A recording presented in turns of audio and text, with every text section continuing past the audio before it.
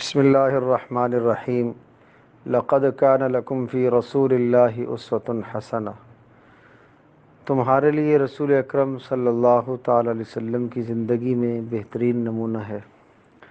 حضرت صلی اللہ تعالی علیہ وسلم کا لہجہ مبارک۔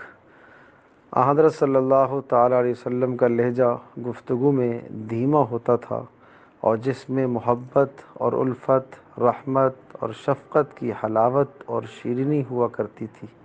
یعنی لہجے کے اندر بھی آپ علیہ السلام تلخی اور سختی نہیں فرماتے تھے، اس قدر نرم انداز سے گفتگو فرماتے کہ دوست تو دوست، دشمن بھی آپ کی بات سننے کے بعد کاٹنے کی جرت نہ کرتا۔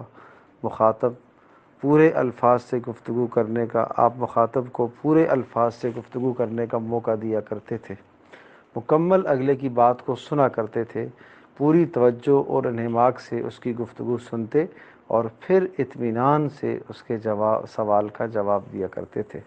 تو ہمیں بھی اپنی گفتگو میں پہلا ادب تو یہ رکھنا چاہیے کہ سامنے والے کی گفتگو مکمل سنی جائے، چاہے وہ سخت سے سخت بات کہہ رہا ہو، بیچ میں سے بات نہ کاٹی جائے۔ کبھی کبھی ہم گفتگو کے دوران سامنے والے کی بات کاٹ کر یہ کہتے ہیں میں آپ کی بات کاٹ رہا ہوں، معذرت چاہتا ہوں۔ یہ لفظ کیا ہے؟ اس کا مقصد بات کاٹنی ہی نہیں چاہیے، چہ جائے کہ ہم یہ کہیں کہ میں آپ کی بات کاٹ رہا ہوں، میں آپ سے معذرت چاہتا ہوں، یہ بالکل غلط ہے۔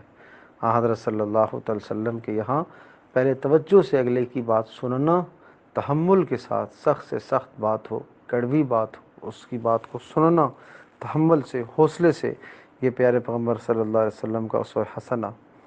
اور مختصر الفاظ میں تشفی بخش جواب دیا کرتے تھے اور طول اور طویل کلام سے بہت احتراز فرمایا کرتے تھے تاکہ سننے والا اکتا نہ جائے۔ بس اوقات بلا وجہ ایک آدمی بات کو طول دیا کرتا ہے اور جہاں ایک جملے سے مقصد پورا ہوتا ہے تو دوسرا جملہ نہیں بولنا چاہیے، اور جب آدمی سمجھ رہا ہے کہ سامنے والا میری بات کو سمجھ گیا ہے تو اب بار بار بات کو طول دینا، بار بار بات کو کھینچنا اور مختلف الفاظ سے اس کو بیان کرنا، یہ طوالت اچھی چیز نہیں ہے۔